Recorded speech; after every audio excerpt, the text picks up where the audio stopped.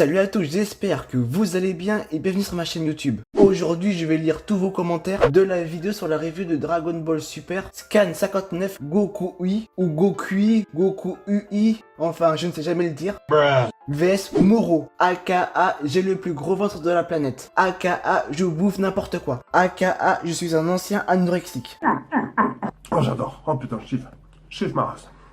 Enfin bref, commençons. On commence par Logan qui me dit Loved It 3 fois de suite dans les commentaires. Ah ouais, je suppose qu'il est anglais. Donc, thank you my friend, you are very kind. Beg your pardon my lord, but in my opinion, I am sure, mais alors I am tout à fait sure que c'est un coup de fantôme. Après, on a Kazuai qui me dit ça faisait longtemps. J'avoue, content de te revoir Kazu. Mais ne vous inquiétez pas, maintenant je reste sur YouTube. Donc, tu me verras plus souvent. Et ça me fait plaisir de vous voir tous réunis dans les commentaires. Après, on a Yacine Derbali qui me dit des vidéos se barrent en couille.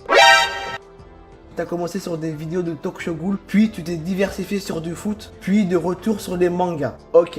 Alors Yacine, mes vidéos ne se barrent pas en couille. Disons que ma chaîne évolue. Je préfère le terme évoluer. Je fais uniquement des vidéos que j'aime. J'aime Tokyo Ghoul, j'aime les mangas et j'aime le foot. Et je vais parler de tout ça dans cette chaîne YouTube.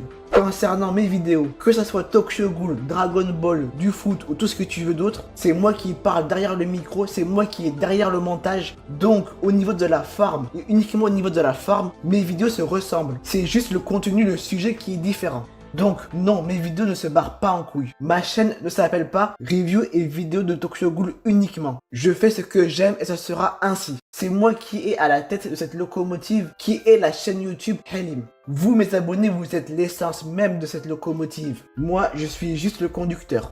Après, on a Sheifuku qui me dit « Je trouve honnêtement que Dragon Ball commence, j'ai l'impression que sans lutter, Goku peut rien faire, à croire que c'est la clé de tout. Sinon, je dirais soit Mirus ou Goku selon moi. » D'accord, merci pour ton commentaire. Ce que tu dis est très intéressant. Tout ce qui est Ki divin, Super Saiyan, atteindre un stade supérieur du Super Saiyan Blue ou voire atteindre un niveau supérieur, tout ça a été mis de côté pour Goku.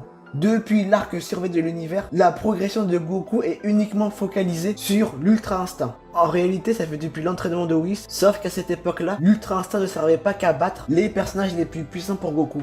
Goku se débrouillait très bien avec le Ki divin. Or, là, comme tu le dis, on a l'impression que Goku, sans l'Ultra Instinct, ne peut rien faire. Surtout que dans le Scan 89, on nous dit que Goku n'est qu'au début des prémices de l'Ultra Instinct. Et donc, ça commence à faire long. L'Ultra Instinct, ça fait depuis un bon moment qu'on connaît et on a encore très peu d'informations. On ne sait pas si c'est une transformation ou si c'est une maîtrise. Pourquoi Goku a des cheveux argentés quand il est en Ultra Instinct? Il y a tellement de questionnements, tellement de parts d'ombre, ce qui fait qu'on a l'impression que l'Ultra Instinct est mal exploité. On l'utilise uniquement en dernier recours. Surtout cette lenteur autour de l'Ultra Instinct fait stagner l'évolution de Goku. Or, Dragon Ball tourne essentiellement autour de l'évolution de Goku, mais aussi de Vegeta, un peu de Gohan et de la Team Z. C'est pour ça que je trouve que l'évolution de Vegeta dans cet arc est très intéressante. Il prend un chemin différent que celui de Goku, et ça, c'est nouveau. J'espère que cet entraînement chez les Yardra apportera un gros plus au personnage. Et juste pour ça, j'espère que c'est Vegeta qui battra Moro. Toi, Sheifuku, tu penses que c'est soit Mirus ou soit Goku qui battra Moro. C'est ton choix et je le respecte.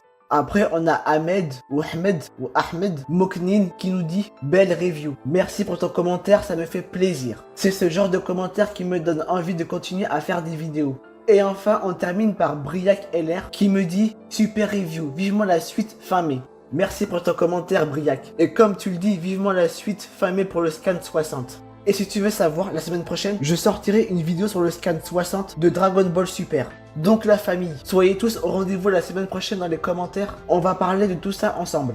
Voilà, j'ai fini de lire les commentaires. J'espère que j'ai oublié personne.